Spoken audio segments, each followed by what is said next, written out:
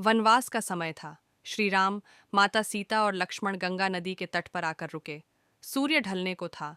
जल शांत था, लेकिन उस शांत जल के भीतर एक गहरी कथा छिपी हुई थी। उसी तट पर एक साधारण नाविक रहता था, केवट। उसके पास न धन था, न विद्या, पर उसका हृदय राम नाम से भरा हुआ था। उसने सुना था कि भगवान राम जिनके चरण छू लें, वे पत्थर भी नारी बन जाते हैं। यह बात उसके मन में गहराई से बैठी थी। जब केवट ने देखा कि स्वयं राम उसके सामने खड़े हैं और नाव मांग रहे हैं, तो वह घबरा गया। उसने हाथ जोड़कर कहा, प्रभु, मैं आपको अपनी नाव में बिठा तो लूं, पर मुझे डर है आपके चरणों के स्पर्श से कहीं मेरी लकड़ी की नाव भी पत्थर न बन जाए। फिर मैं अपने परिवार का पालन कैसे करूंगा। यह सुनकर लक्ष्मण को क्रोध आ गया, पर राम मुस्कुराए।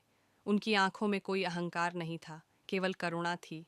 केवट आगे बढ़ा और बोला, यदि आप बुरा न माने तो पहले मैं आपके चरण धो लूं।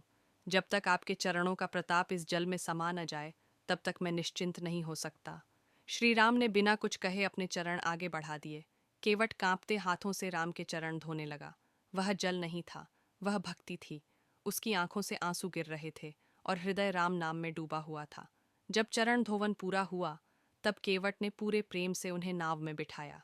नदी पार करते समय वह बार बार राम को देखता रहा, जैसे कोई अपने प्रिय को निहारता है।